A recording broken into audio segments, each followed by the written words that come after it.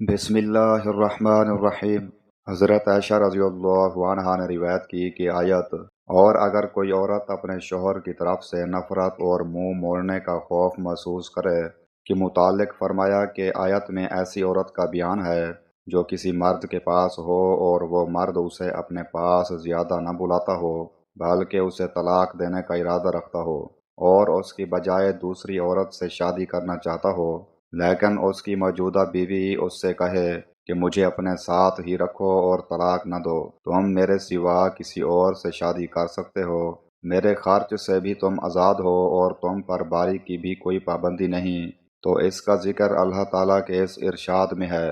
کہ پس ان پر کوئی گناہ نہیں اگر وہ آپس میں صلح کر لیں اور صلح بہرحال بہتر ہے۔ صحیح بخاری حدیث نمبر 5206۔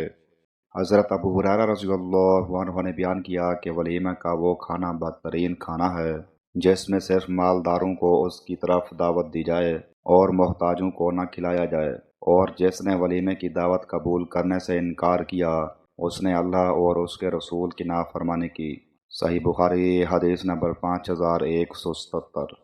حضرت عائشہ رضی اللہ عنہا نے روایت کی کہ قبیلہ انصار کی ایک خاتون نے اپنی بیٹی کی شادی کی تھی۔ اس کے بعد لڑکی کے سر کے بال بیماری کی وجہ سے اڑ گئے تو وہ نبی کریم صلی اللہ علیہ وآلہ وسلم کی خدمت میں حاضر ہوئیں اور آپ صلی اللہ علیہ وآلہ وسلم سے اس کا ذکر کیا اور کہا کہ اس کے شوہر نے اس سے کہا ہے کہ اپنے بالوں کے ساتھ دوسرے مصنوعی بال جوڑے۔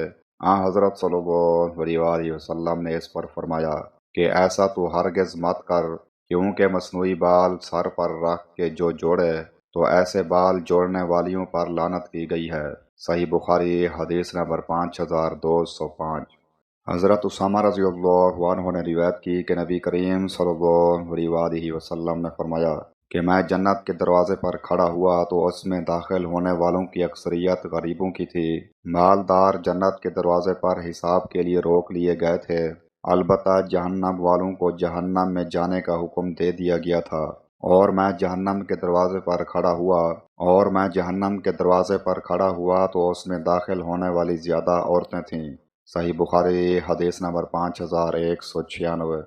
حضرت ابو ہریرہ رضی اللہ عنہ نے بیان کیا کہ نبی کریم صلی اللہ علیہ وآلہ وسلم نے فرمایا، اگر عورت اپنے شوہر سے ناراضگی کی وجہ سے اس کے بستر سے الگ تھلگ رات گزارے تو فرشتے اس پر اس وقت تک لعنت بھیجتے ہیں جب تک وہ اپنی اس حرکت سے باز نہ آ جائے۔ صحیح بخاری حدیث نمبر 5194۔